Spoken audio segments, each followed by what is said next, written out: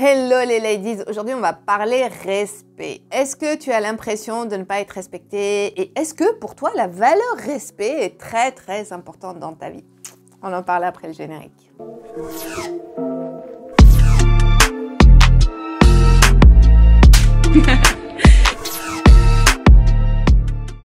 Bonjour, si tu ne me connais pas encore, je suis Karima Abbassi, je suis coach, entrepreneur et créatrice de la méthode Namaera et cette méthode, je l'ai créée pour toi, pour t'aider à devenir une femme réellement libre et rayonnante et créer ta vie amoureuse. Alors si tu as envie d'être cette femme-là, clique sur le lien qui est juste en dessous, prends un rendez-vous ou avec moi ou avec Laura, on va parler de cœur à cœur, on va aller voir tout ce qu'on peut faire. Je t'assure, ça peut changer ta vie. Alors vas-y, c'est offert, c'est sans engagement. Et puis pense aussi à t'abonner, à liker et à partager, à commenter. Voilà, tout ça.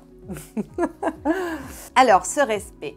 J'entends beaucoup de femmes me dire « Oui, Karima, moi le respect, tu comprends, c'est très important pour moi, c'est très important qu'on me respecte. » Ok, alors de quoi parle-t-on? Le respect, souvent tu ne te sens pas respecté parce que ton patron ne te paye pas, tu estimes qu'il ne te paye pas à ta juste valeur, parce que tes collègues te parlent mal, parce que, ça c'est au travail, parce qu'on t'a piqué des idées, parce qu'on te coupe la parole, on ne te laisse pas parler, parce qu'on passe devant toi quand tu fais la queue à la poste. Je parle surtout aux Parisiens, là, où il y a des queues pas possibles. Peut-être tes enfants te parlent mal, parce que ton conjoint ne t'écoute pas, ne prend pas en compte tes besoins, ou bien parce que tu es manager ou tu es chef d'entreprise et que tu as l'impression que tes collaborateurs et collaboratrices ne font pas du tout le travail qui est attendu et ne respectent pas tes consignes. Bref.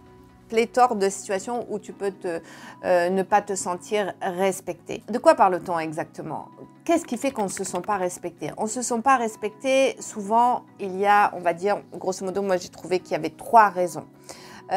Soit parce que tout simplement, la personne en face, elle ne te calcule pas, elle s'en fiche de toi. Voilà, ça peut être ton patron, tes collègues, tes enfants, ton conjoint, la personne qui fait la queue devant toi. En fait, elle est centrée sur elle. Cette personne, elle est centrée sur elle, sur ses besoins, sur ses émotions. Et elle regarde que son intérêt. Hein, voilà, elle regarde que son intérêt. Donc, elle ne va pas prendre en compte ce que toi, tu ressens. Et c'est pour ça que le respect est une valeur, on va dire ce qu'on appelle des valeurs morale, parce que elle permet de régir finalement les liens sociaux. C'est pour t'obliger à ne pas faire de mal à l'autre et pas avoir un comportement qui risque de le blesser. Et c'est pour harmoniser les relations. Il faut croire que l'être humain, on a besoin de lois pour pouvoir interagir de façon bienveillante entre nous, parce que certains peuvent oublier. Et c'est ok quand je dis ça, je ne juge pas, c'est juste un constat. Dans ce cas-là, qu'est-ce qu'il faut faire? Quand la personne en face, elle ne te calcule pas, il n'y a pas grand-chose à faire en fait. Hein. Tu peux rentrer par la porte, la cheminée, la chatière, tout ce que tu veux, ça ne changera rien. En face, si tu as un mur, ça restera un mur. Donc là, au lieu de perdre ton temps et ton énergie, tu as juste à changer d'environnement. Tu quittes la boîte, tu t'en vas. Ça me fait penser à quoi? Ça me fait penser à Meghan et Harry, Harry et Meghan. J'ai regardé la série, c'est exactement ce qu'ils ont fait. Ils n'ont pas été respectés dans leur couple, dans leur relation. Elle n'a pas été respectée par rapport à son identité. Eh bien, ils ont choisi de partir, de quitter l'Angleterre, la royauté, et d'abandonner leurs droits aussi, leur titre plutôt que leurs droits. Donc, à un moment donné, il n'y a pas grand-chose à faire. Pourquoi? Parce que j'aime beaucoup cette citation stoïcienne qui dit « Il y a ce qui dépend de nous et il y a ce qui ne dépend pas de nous. » Le comportement de l'autre, on ne peut pas le changer. Par exemple, si tu as des parents où tu estimes qu'ils te parlent d'une manière qui, même toi en tant qu'adulte, qui ne te respectent pas, qui ne respectent pas la femme que tu es, tu ne peux pas les changer, tes parents. La seule chose que tu peux changer, c'est ton comportement à toi. Là, tu peux agir dessus et va t'interroger parce que parfois tu peux pas complètement couper avec ton environnement. Si c'est tes parents, si c'est tes enfants, tu peux pas dire ok next je vais changer d'enfant et changer de parent. Là, tu peux pas, tu peux changer de patron, tu peux changer de conjoint, mais d'amis, mais tu peux pas changer au niveau parents et enfants. Donc là par contre, je t'invite à aller interroger à ton niveau qu'est-ce qui fait que ça induit ça. Alors peut-être que c'est juste, du coup, j'arrive à la deuxième raison. à l'interprétation. Peut-être que c'est juste une interprétation de ta part. Toi, quand on te parle d'une certaine manière ou qu'on te dit des choses, tu interprètes ça comme un manque de respect. Donc là, je t'invite à aller t'interroger et d'aller voir à cet endroit-là, toi, qu'est-ce que tu attends? Pourquoi tu attends ça? Et qu'est-ce que tu peux faire pour faire évoluer ça? Et souvent, qu'est-ce qui va se passer si toi, tu bouges à cet endroit-là où tu étais coincé? Il y a de fortes chances que le reste bouge. Un enfant, s'il te parle mal, c'est pas parce que tu vas lui dire hé Coco, je suis ta mère, parle-moi bien, tu me parles autrement, que la personne, que l'enfant va changer sa façon de parler. Si un enfant te parle mal, c'est que, il y a peut-être des choses que tu fais qui incitent ça, et peut-être que lui, il a un mal-être aussi, et ça serait bien d'aller voir aussi quel est ce mal-être-là. Si tes parents t'estiment qu'ils ne te respectent pas, peut-être mets-toi à leur place et va comprendre un peu de leur point de vue quand ils te disent ce qu'ils te disent, quelle est leur histoire, quel est leur vécu, si par exemple ils te jugent sur ta façon de vivre, disons que tu ne peux pas demander à des personnes qui sont âgées, qui sont d'une autre époque, de comprendre les choix que tu peux faire aujourd'hui. Donc c'est peut-être aussi à toi d'avoir cette souplesse-là pour comprendre. Et puis de ne pas rentrer dans leur jeu non plus, parce que plus tu vas accorder de l'importance à ces dires, plus ça va te toucher et plus tu vas considérer que tu manques de respect. Et la troisième chose, c'est peut-être juste une incompréhension. Donc ça veut dire quoi? Ça veut dire que, mettons un patron qui te donne tout le temps du boulot, et si tu dis jamais non, jamais non, jamais non, jamais non, pour lui c'est ok, hein, il réfléchit pas plus loin que ça. Donc toi tu considères à ce moment-là qu'il te manque de respect parce qu'il te rémunère pas pour le travail que tu fais en plus, etc. Et lui dans sa tête il se dit, elle accepte, elle dit oui, donc elle est ok, elle aime ça. Donc exprime-toi. Tu estimes que tes collaborateurs te manquent de respect parce qu'ils n'appliquent pas les consignes, va regarder quelles consignes tu donnes. Est-ce que tes consignes, elles sont claires? Est-ce qu'elles sont bien comprises pour être bien appliquées? C'est aussi se remettre en question à cet endroit-là. Et enfin, pour se débarrasser complètement de cette histoire de respect qui est là plus à vous pourrir la vie qu'autre chose, arrêtez de réfléchir en termes de respect.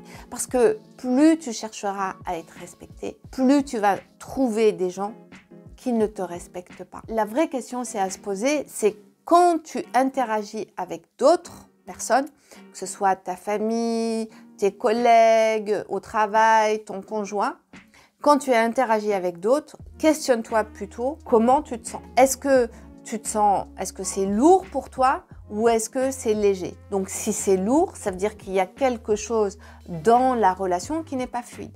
Donc, et là, va t'interroger simplement en te disant, ok, qu'est-ce qui aujourd'hui suscite ça, au lieu de monter sur ces grands chevaux en disant, oh non mais moi on me respecte pas, c'est dire, ok, là je me sens pas confortable dans cette relation, c'est pas fluide, je me sens lourde, donc ça suscite un peu ce sentiment que je suis pas respectée, mais en fait c'est juste une interprétation et derrière ça, je me sens en colère, je me sens triste, je me sens frustrée, parce que à ce moment-là, moi j'ai besoin de ça et de ça, et là je regarde après en face, est-ce que en face l'autre est capable d'adapter son comportement, est-ce qu'il est prêt à communiquer avec moi et être entendu ou pas? Et là, je choisis. Peut-être que j'ai juste besoin de changer d'environnement ou peut-être j'ai juste besoin d'adapter mon comportement, pas pour m'oublier, pas pour me renier, mais pour me faire du bien.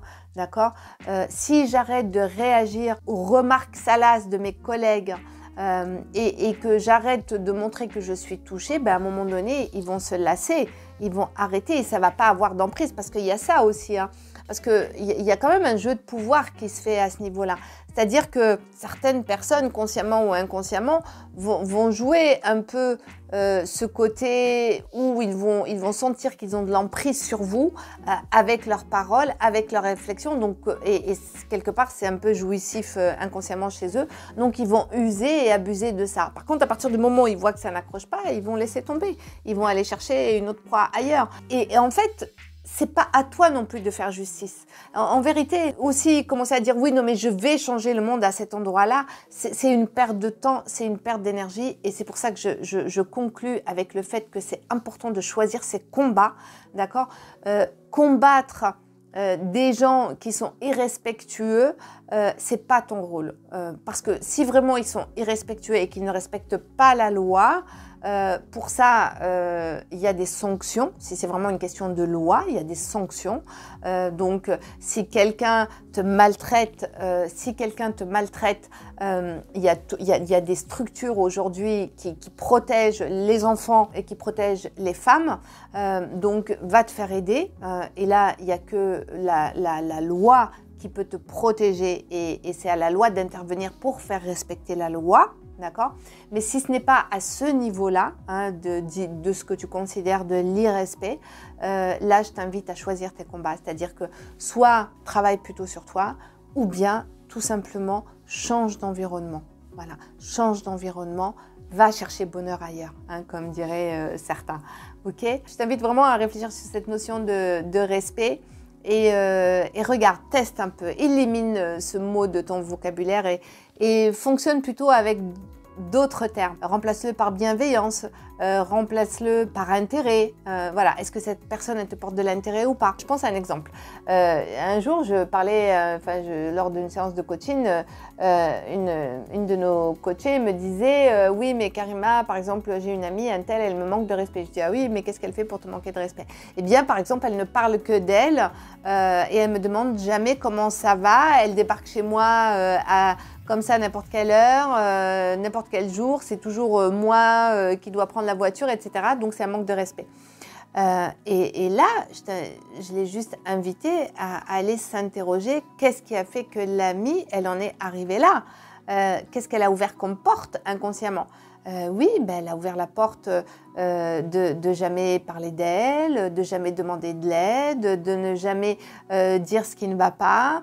De toujours inviter cette amie quand il y a des repas de famille, etc.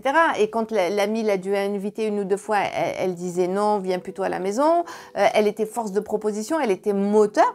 L'autre, à un bout d'un moment, elle s'est laissée porter. Mais donc, c'est juste une conséquence, en fait. Une conséquence de comportements inconscients, d'une succession de comportements inconscients, forcément. Donc, cette amie, si on parle d'intérêt, est-ce qu'elle manque d'intérêt pour moi ou elle manque pas d'intérêt pour moi?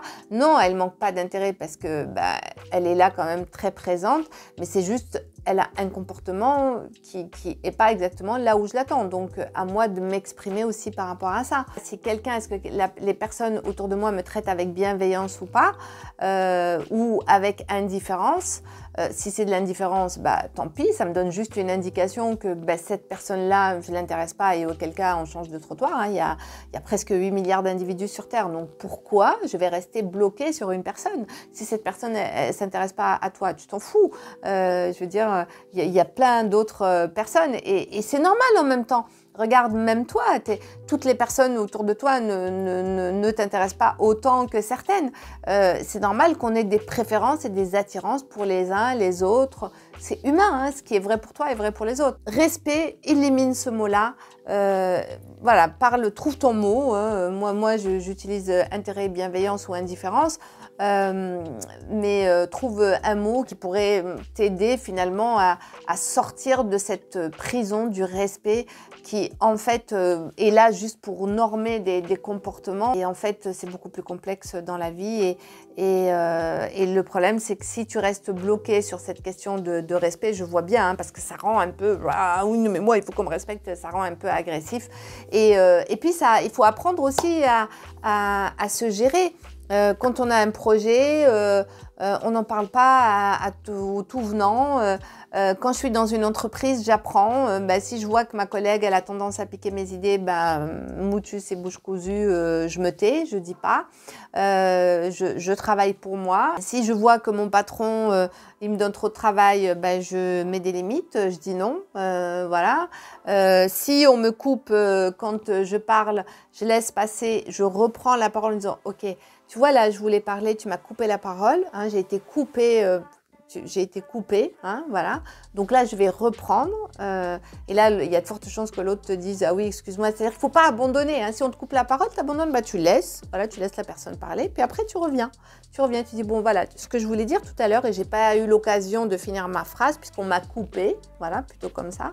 Donc là, et souvent, les autres, ça va « Ah, ok, d'accord. » Donc, voilà. Et la prochaine fois que tu prendras la parole, dire ok, tu peux rendre ça aussi marrant, hein, sortir du drama.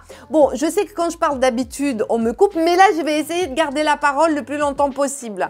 Voilà, donc essaye d'avoir de la répartie, mets de la légèreté là-dedans. Ton patron, il te paye mal, deux solutions, où tu n'as pas bien négocié ton salaire et tu vas le renégocier. Deuxième solution, même en le renégociant, t'es pas entendu, bah, change de job, change de crémière. À un moment donné, action, hein, action, il faut agir. Parce que tant que tu te mets dans la position on ne me respecte pas, c'est un peu comme si tu te mettais dans une situation de victime. Et là, si vous connaissez, là, je vous renvoie au triangle de Karpman. Tapez sur Internet, vous allez trouver. Donc, voilà, si tu te positionnes en victime, donc ça veut dire que tu vas chercher un sauveur. Ça veut dire qu'à un moment donné, tu vas trouver un bourreau. Donc, tu vas tourner dans ce cercle où tu es tout le temps entre victime, bourreau, sauveur. C'est-à-dire toi-même, des fois, tu vas être victime, tu vas être bourreau, tu vas être sauveur. Donc, et c'est une prison. Donc, sors de là. Prends de la hauteur et vas-y, avance, avance dans la joie, dans l'observation et se libérer, se libérer. Ça, c'est pourquoi? Parce que le jugement, c'est du poison en fait, c'est du poison. Le jugement, c'est du poison parce que quand tu te juges toi, tu juges les autres, parce que le respect, pour moi, c'est vraiment une question d'évaluation, donc c'est un jugement, t'es juste là à te nourrir de poison. Donc, nourris-toi plutôt de miel et de nectar de fleurs. Voilà, donc envoie de l'amour à toi, envoie-toi de l'amour, envoie de l'amour aux autres et avance ton chemin selon ta vision à toi. Voilà, focus toi ce qui est important pour toi et ce qui te rend joyeuse, ce qui te rend bien, ce qui te rend légère et ne déroge pas de ça et tout ce qui vient perturber ça, pouf, tu écartes. Avant de partir, pense évidemment au lien qui est sous la vidéo. Pense à prendre rendez-vous avec moi ou Laura pour faire ton bilan si aujourd'hui tu te retrouves dans cette situation-là ou d'autres. Si tu as envie d'avancer, de changer le plan en or, d'accord, et d'avoir une vie comme ça radieuse et créer la vie que tu as envie de créer et surtout ta vie sentimentale, je t'invite à venir nous retrouver et ça sera avec grand plaisir parce que nous, on adore parler avec les femmes et échanger, aider les femmes à transformer leur vie. À très bientôt.